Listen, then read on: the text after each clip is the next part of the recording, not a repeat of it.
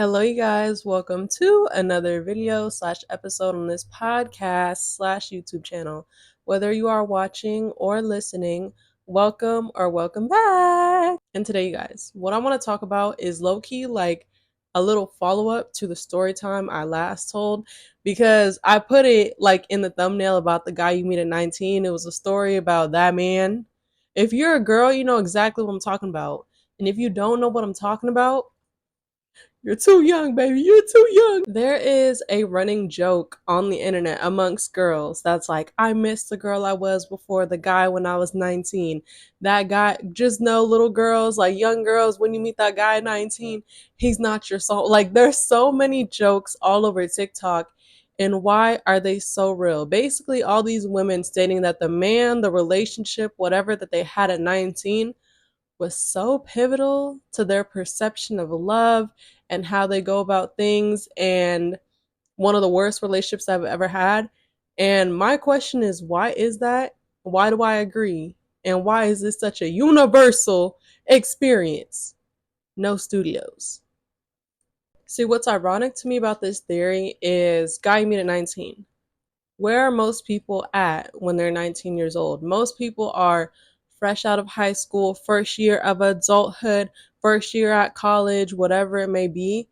But that is not always the case. For me, I'm a Scorpio, born late in the year, November born. So when I met the guy at 19, I was past that. My first year of adulthood, I was with someone that whole year. I was 18. We were both 18, right? I turned 19 at the end of it. I met the guy at 19 when I was end of sophomore year in college, what I would have been in if I stayed in school, but I only did a year. So I'm damn near a junior in college when I'm in this guy 19 theory. That's about 2 years out of high school, 2 years of my adulthood, not fresh out, the naiveness, but that's a good correlation, honestly. But nonetheless, no matter what part you are in life, I feel like 19 is a very pivotal point in life. It's your last year as a teen, but it's your first year as not a minor. And it's like, I'm grown, I'm grown. But when I look back at it, girl, you didn't know nothing. You didn't know nothing. You didn't know nothing. I think 19-year-olds are very impressionable. And also, it can also have context of where you are at 19, right? So at 19, I was working my first job, did a year of school, figured it wasn't for me, just trying to figure things out. I was got my heart broken for the first time at 19. Like I said, I had just turned 19 at the end of my first real relationship where I fell in love.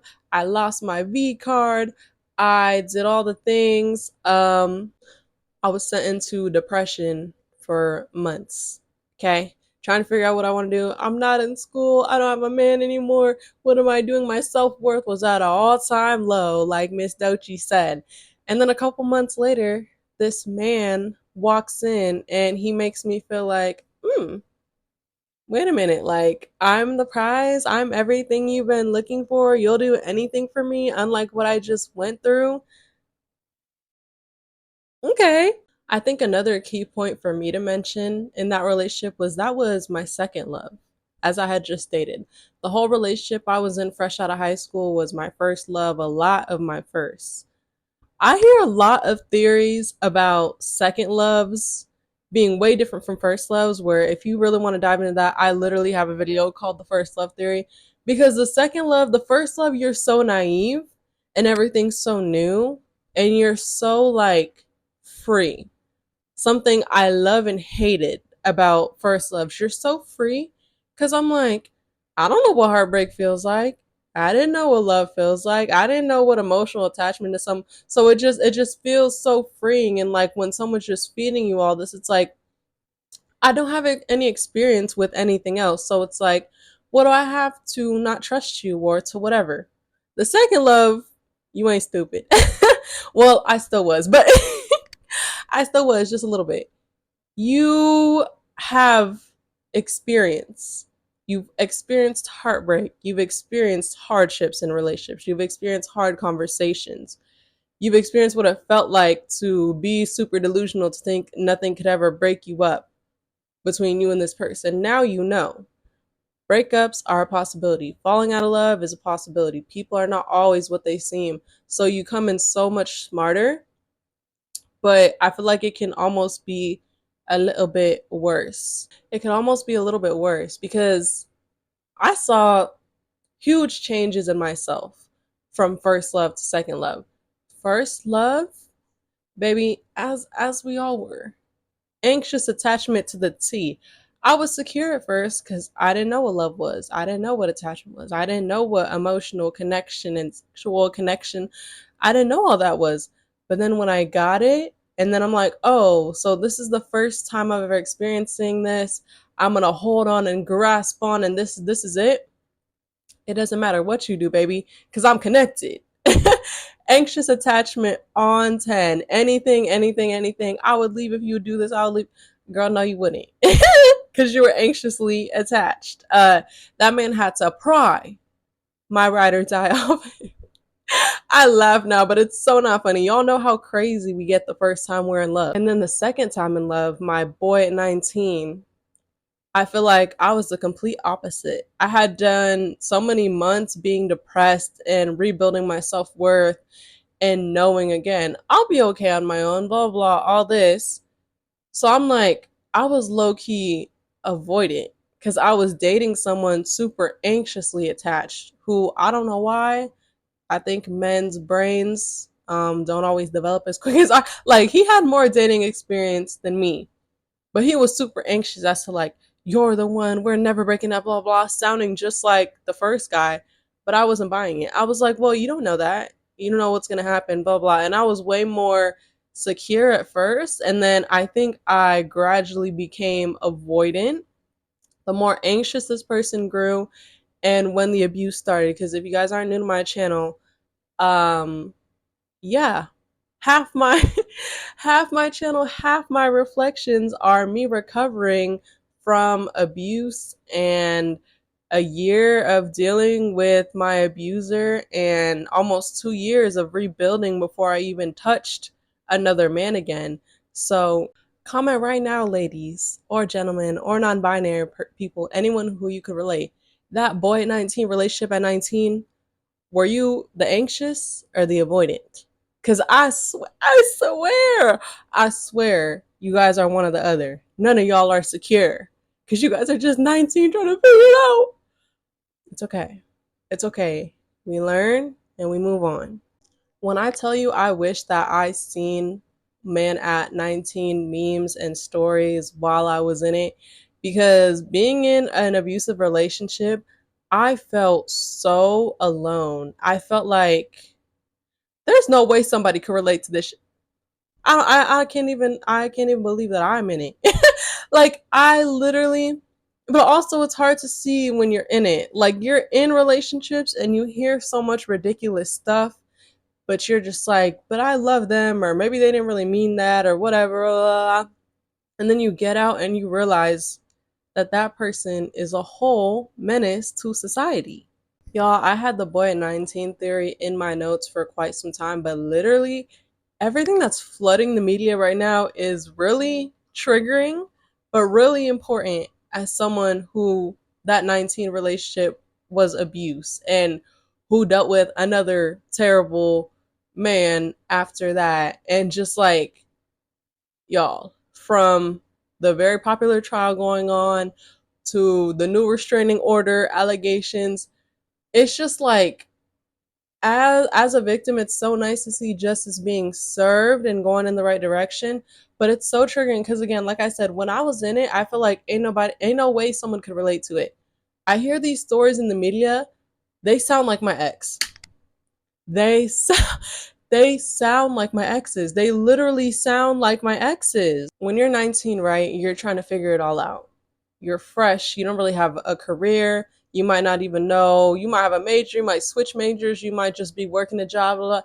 You don't know, right? So I'm in this point where I felt like I was kind of the opposite. I was so sure. And I feel like it's not even just you. It's everybody who's feeling unsure and we're just going with the flow and yada yada. And I think a lot of times us women have such hard times in the boy 19 relationships because it's hard for the other party too, right? They're trying to figure it out, whatever. But you guys are in it and you guys know you want each other and you want this life together and you want all these things. I think men, it's not always men. I know women can be abusive and controlling too, but in my experience, I think men having that uncertainty and chaos in their own life, they look for something in their control. And in my situation, who was that? You guess right. It was me. You guys, I still don't even like to like credit or say that this is why I'm just not really into it anymore. Cause I don't think it's completely why, but I remember when I've talked to like my mom and some other people, it definitely could subconsciously be why. When I was at 19, like when I graduated high school, I was in college and stuff, but I was on a casting website and I was like, I'm going to be an actor. I've done acting on and off my whole life. If you guys follow my Instagram, I literally have a little highlight. I used to do little modeling jobs, commercials. When I was a kid, I used to have an agent. And I always really liked it. Like my mom tried to get me and all my siblings into it, but I was the one that really flourished and really would be like, "Can I apply to this one? Like, can I keep doing it?" And I just like that feeling of being on set and stuff, you know? And now that I was like an adult and I was like, it doesn't come with as many complications and paperwork and child labor laws, I was like, I really like want to try to do it. And was like, I was really excited. I started dating a man who, why was this a match? I don't know, guys. I don't know. Ask 19-year-old Alicia and ask that crazy ass man. Said, like, I was very upfront. I've never been a liar. One thing all of my exes can say is Alicia ain't never told a lie. I ain't never told a lie. I was so upfront. Like, yeah, I want to be an actor, blah, blah. He was so, like, subconsciously anxious and controlling from the jump. But again, you see it come out in different pieces. Talking about, I would never want to date an actor because what if you have to play someone's boyfriend? Which, valid concern. It depends on the person, right? Perfect concern. If you don't want to do that, if you would never want to see your partner do that, don't date an actor. We weren't official yet. I told him like, I'm really like not comfortable like with men like that in general, single or not. But I was like, it depends on the role. I mean, I'm applying this stuff. Like, you know, I'm a young girl. Like it might happen. He was always like, I would never do that. I would never date someone like that. I don't want that to happen, blah blah blah. So he had a whole anxious like breakdown about what if that could possibly happen, even though I wasn't even actively getting roles. But again, I was just so secure at that time. I'm like, okay, so do you want to date me or not? Like I gave you my answer. I told you what I'm doing. I told you the possibilities. I'm like, yeah, like that's a valid concern, but you choose to date me or not. The nigga chose to date me. He chose to date me. And sometimes I do have to take a little responsible of my own trauma, a little responsibility of my own trauma too, because I also chose to date him when he was acting super weird from the jump about that, right? I wasn't an active actor, but this man made sure to always harass and scare me. Like I feel like men just abusers just get more comfortable the longer that they're with you. Like as time went on, watching movies or watching stuff, he would literally just always try to scare me. I would leave you. Actors who do that are so disgusting. Like blah blah. Oh, oh, oh. So it's like you chose to date me and you know the possibility. You know everything because I've never lied to you, but yet you wanna harass me and emotionally abuse me and tell me I'd be such a terrible person if I ever did something like that. And people like that are disgusting. Like guys, watch my psycho ex boyfriend. At a story time, I finally booked a modeling job. First thing I booked in like a year. Super excited. Everyone was happy for me except him. It was for skincare. What could I possibly be doing for skincare? I don't know. I ended up modeling, doing different things. If you guys literally want to see the picture, go to my Instagram. I posted one of the pictures. I posed next to a man because there were male and female models. It's skincare, and I knew he was crazy. I vocalized up front because again, the one thing Alicia will never do is lie. I told him, yeah, I had to model next to this guy. Complete crash out on me, calling me disgusting, telling me he would never want to touch me again, he never want to have with me again, telling me I need to like wash those germs. I'm sorry. It's like funny to me now just because of how outrageously insecure and miserable this man is, but it would not funny in the moment. The emotional abuse was really already prevalent before that situation, telling me like I should do certain things. I should do certain things. If not, I don't love you, or why don't you want to do this with me sexually? That means you're not attracted to me. You don't love me. I'm ugly, blah, blah, blah. Emotional abuse was already crazy by that time. But after this situation is when it started getting physical. And I don't mean physical in like the typical way. I mean sexual abuse, like literally after telling me you would that I'm disgusting and you would never touch me again, you never kiss me again after that whole situation. Literally the next time I saw him, he decided to assault me in that way after just saying all that. Those memories, thinking of myself at 19, literally just makes me want to cry and give Alicia 3, 4 years ago the biggest, tightest hug and say, fuck that guy. Like, imagine having, like, this is why I say where I'm like, I don't want to credit me not really being into acting to this relationship, even though a lot of people tell me that subconsciously it probably is. After that, guys, I was fortunate enough to model with the same company again, like to have another shoot. But I like when my subscription ran out for that casting site, I wasn't really interested anymore. I was kind of scared to pursue my dreams, being with this dusty man at 19 who was abusing me and making me think that my dreams made me disgusting. And like, it's all like, if it wasn't to please him or in the same opinion as him, it was wrong. And I was so emotionally abused. I think I began to believe it. And this is why I'm like, I don't want to say subconsciously like I'm not into it anymore, because that relationship, like I've kind of came to the conclusion, as you guys can tell, I'm really into content creation and I want to make my own business, hair care, stuff like that. I just want to be like my own boss. But I'm like, I thought about being like a real actor, like a real full-time actor.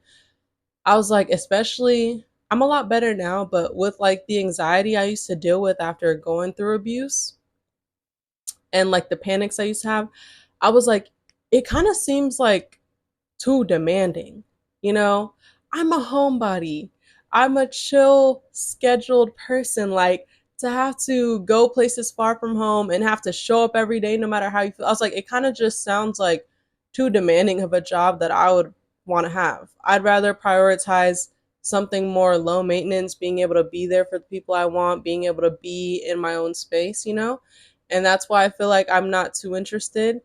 But um I think me stopping did have a lot to do with my abuser. And it makes me really sad to, like I said, I just want to hug myself that like that 19-year-old girl dreamt so big. I was like, I'm literally going to be an actor. I'm literally going to be in stuff that matters, that makes an impact on people. Like, I love to do it. I have fun on sets. Like, I love the set life, blah, blah.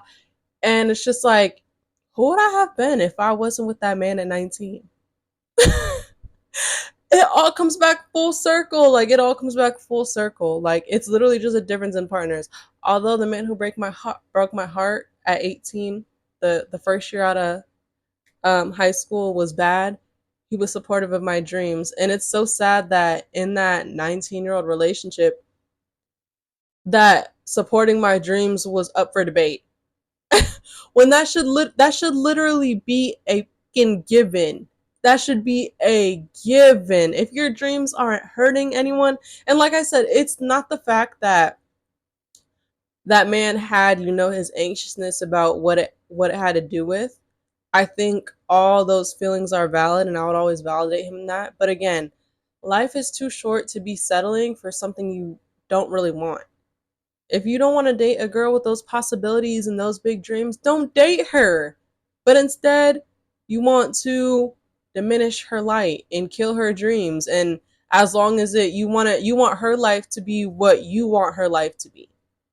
Oh, the media stuff is really hitting hard. And it's like, no, no. And not for him and other dusty abusers like that, but for anyone else, life is too short to settle for someone. I have certain things I wouldn't want to work. Y'all, there's P stars who are in committed relationships. They're in committed relationships they only have with other people when it comes to work. Would I want my partner having with other people, work or not? No, hell no, hell no. I wouldn't do that. But you know what? There's people who are together who are okay with that, and I don't see anything wrong with that because they're okay with that, and that is their fucking relationship. But me personally, like it's like music, rapper guys, upcoming rappers. I'm about you guys. Wouldn't it be crazy for me to be with someone who's like, music is my dreams. I want to be a rapper. I want to live that lifestyle. Me being with someone who's already doing that and pursuing that and trying to force them, no, don't do that because I don't like it. That's crazy of me to try to tell someone what they should do. No, someone who's a rapper and up and coming musician who wants that lifestyle should date a girl who supports his dreams, who wants that for him, who is okay, who doesn't have the same apprehensions I have about being with a rapper naked. Like, everyone deserves to be loved and supported fully.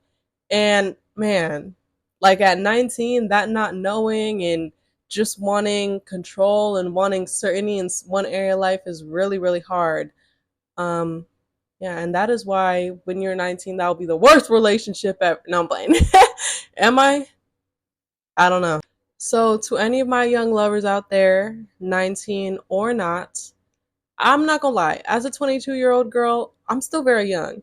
I'm not one of those people who has been through relationships as a young person and discourages it.